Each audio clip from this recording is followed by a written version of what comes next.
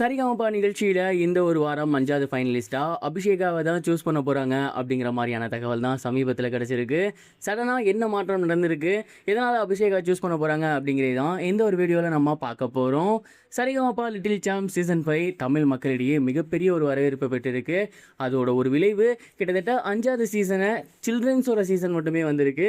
And இந்த ஒரு சீசனும் மக்கள் மத்தியில் அமோக வரவேற்பு பெற்றிருந்துச்சு. கிட்டத்தட்ட முடிய போகிற ஸ்டேஜே வந்தாச்சு. டாப் 5 ஃபைனலிஸ்ட் யார் அப்படிங்கிறத செலக்ட் பண்ணிட்டு இருக்காங்க. இதில் பீப்புள்ஸ் ஃபேவரட்டான அபிஷேகா முதல் 2 வாரத்திலே வந்துடுவாங்கன்னு நினச்சோம். பட் இப்போ வரைக்கும் அவங்க வரல. இதனால சோசியல் மீடியா ஃபுல்லாகவே அவங்களோட ரசிகர்கள் போர்க்கொடி தூக்கியிருக்காங்க.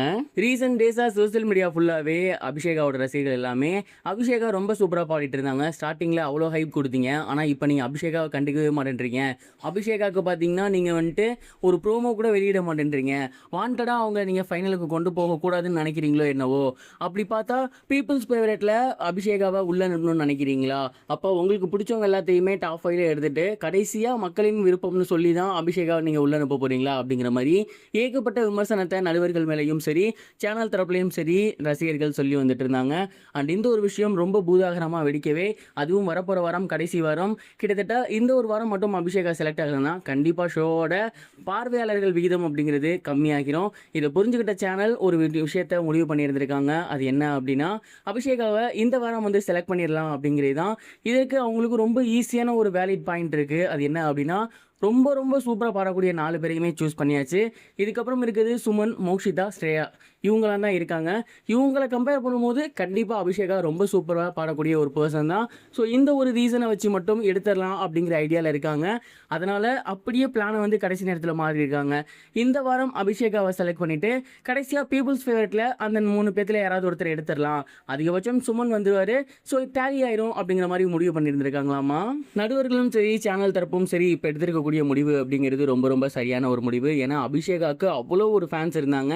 டு பி ஹானஸ்ட், அபிஷேகாவால் தான் இந்த ஒரு ஷோவை இந்த முறை நிறைய பேர் வந்து பார்த்தாங்க. அப்படி இருக்கையில் அவங்கள நீங்கள் ஒரு 3 வாரத்துக்குள்ளே செலக்ட் பண்ணியிருந்தால் பரவாயில்ல.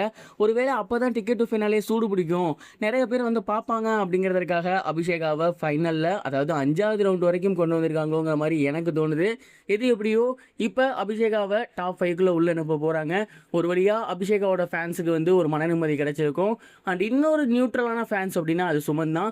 சுமன் வந்ததுலேருந்தே எல்லாரும் சொல்லக்கூடிய ஒரு விஷயம், ரொம்ப நல்லா பாடக்கூடிய ஒரு பையன், ரொம்ப கஷ்டப்படக்கூடிய சமூகத்திலேருந்து வந்திருக்கான், அவனுக்கு மிகப்பெரிய ஒரு சான்ஸ் கிடைக்கணும் அப்படின்னு சொல்லிட்டு இருந்தாங்க. ரசிகர்களும் மிகப்பெரிய அளவில் அவருக்கு இருக்காரு. பீப்புள்ஸ் ஃபேவரட்டாக அவர் வருவாரா, அவரை உள்ள அனுப்புவாங்களா அப்படிங்கிறத பொறுத்து இருந்து தான் பார்க்கணும். டீமோட கடைசி நேர ட்விஸ்ட்டை நீங்கள் என்ன நினைக்கிறீங்க, உங்களோட தாட் என்ன, மறக்காமல் கமெண்ட் பாக்ஸில் ஷேர் பண்ணுங்கள்.